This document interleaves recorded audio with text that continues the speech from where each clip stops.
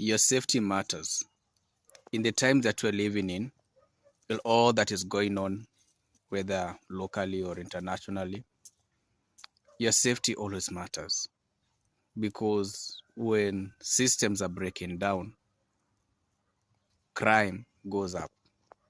And we never know what type of perpetrator is looking at you and what type of action they want to take against you. So it's always important to know your environment, where you are, to be careful in the places you go.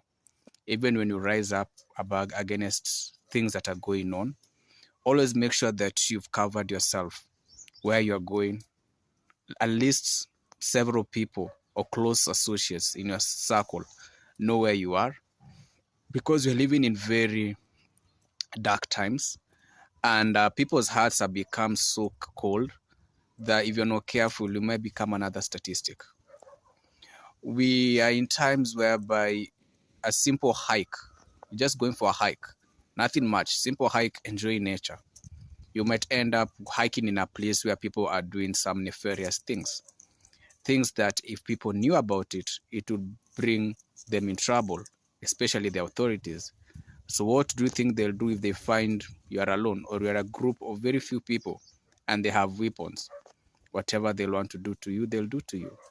So it's always good to make sure you map out a place. Know a place so well enough. We have, if you're traveling to that place, have local guides. Have people locally who can tell you this area is a no-go zone. Because there are areas that are no-go zones, whether you like it or not. They may be the most beautiful landscapes, but they are no-go zones. Understand your no-go zone. Understand what you shouldn't say. There are places where if you utter some words, you'll be, or even your dressing can put in a lot of trouble. It's very important to consider that culture-wise, religion-wise, because people's perspective is very different. The way a tourist or a foreigner is perceived in an area matters a lot. Let's say if there's a history where there were tourists who once misbehaved or foreigners who have misbehaved, and you land into a country or in a place or in a community who have a bad experience, what do you think they'll do to you? Maybe they'll not, and they addressed their issues to their local governments and nothing was done. What do you think will happen to you when they find you? And you're very innocent. You might find yourself caught up in them trying to handle an issue that has been up for a long time, but suddenly become a victim. And again, another statistic. So it's very important to understand the political landscape, economic landscape, social landscape, understand the religious landscape, because at the end of the day, there are places where how you dress, what you say, where you say it, and to whom you say it can bring you in a lot of trouble. And your safety matters everywhere. Even when you go to hospital, you should be very keen with the type, even when they're, for example, they're taking whatever blood work they're doing. Check, ask the questions, what type of blood work, because sometimes someone may be taking that blood work so they can be able to notify other people who are trafficking other parts of people and decide that you're the candidate. The thing is, you can never be so sure that you're safe until you're safe. Whether it's in hospital, where someone has decided not to follow the oath that they had pledged to protect, to do their job, you never know. Airbnbs, hotels, motels, it doesn't matter what type of hotel, whether it's high end or low end, it really doesn't matter.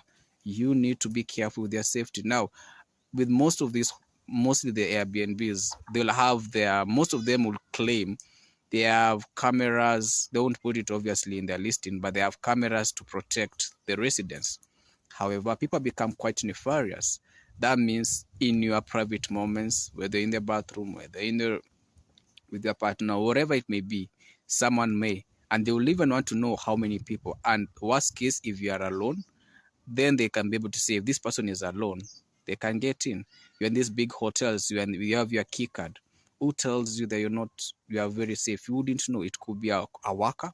It could be another guest who's not actually a guest. It's someone who's just looking for a target. You always have to be careful. Wherever you go, at least let 1, 2, 3, let someone have the exact details to where you are. for your own safety, because you can never assume.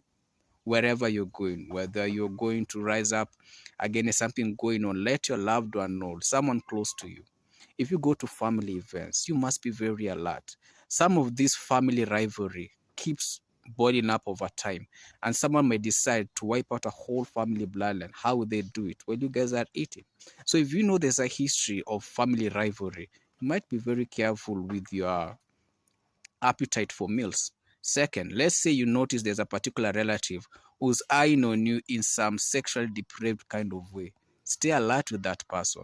And that person is even an older person. You need to be careful with the cousins or relative around, because they can spike your drink and then end up in that person's place. And right now, really doesn't matter if it's who you are. Everyone is becoming a victim, a little child. And unless they're their kids, you have to be very keen, because people have become quite dark. And what's scary is they don't care.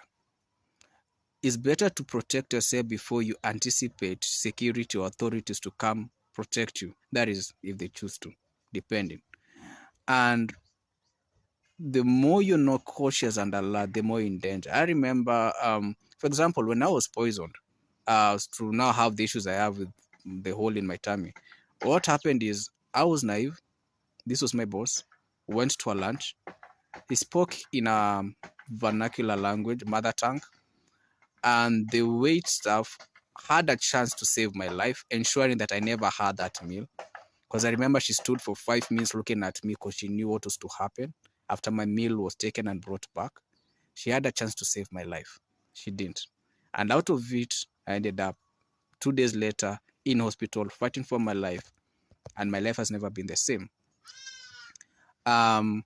Last year, during the car accident, I'm there laying, the day is like, it was like 20 minutes to the operation when they're setting everything up for the surgery. What happens? The nurses tell the surgeon, oh, he also has a stomach issue to be operated on. Thank God I'd woken up at that moment. I was like, no, no, no, no, no, no, no, no. We're here for the arm. The arm, the shoulder came out. That's what we're here for, not my stomach. What do you think could have happened to me? Yes, apart from them giving me crazy bills, what would have happened to me in a time like this where people's organs are just disappearing? You have to be careful. You have to be cautious. You have to be alert, because you really never know what someone else is thinking or planning. Whether you're traveling locally or internationally, you cannot ignore the factors of that country. Look at it this way. You travel to a country, you arrive. The day you arrive, there is riots or political instability in that moment you rise. So let's say you've arrived, your plane, whether it's plane, bus, you're there. And then every place has been on lockdown. Where do you go? What do you do? What happens now? You need to stay alert and sharp. I remember the way I was raised as a kid, always being told, don't trust this, don't trust that. Those words to this very day. And sometimes the stranger can be the one to rescue you, or the stranger can be the one to destroy. Anyway, even the person whom you end up being your partner, they were once a stranger. So there are people who can be converted from a stranger to a friend, a family. Others are just monsters. So in the times that we are living in, where there's so much going on, so much disruption, so much confusion, so much anarchy, so much impunity, insecurity, you can never let your guard down. Digitally, with all the deep fakes, if you're not able, people are using people's voices to exploit others. You have to be careful. You have to be cautious. Someone tells you so and so is on this place. Make other calls. Confirm if that person is there, because you're living in times where people have lost all morals and they'll do anything and everything. And even when they get caught, they'll say, so what? So we need to be careful physically, digitally, and spiritually, because at the end of the day, you are someone's target. The only problem is, what am I target for? You will never know. But we need to be very careful. Don't let anyone who claims to be a religious person to lay their hands on you and pray. Tell them, hold up. You pray from there, I'm standing here. Don't allow people close to your safe spaces. If it's digitally, protect where you live. Don't expose your gate number and location. Don't expose your children. Don't expose your loved ones. Because at the end of the day, just because everybody's saying hi, doesn't mean they mean hi. Some are saying, I got you now. Protect yourself. Don't assume your safety. Your safety starts with you. First, you have to acknowledge that the times you're living in are pretty crazy. So protect yourself. Protect your environment. Then you'll be able to handle what's coming. All the best.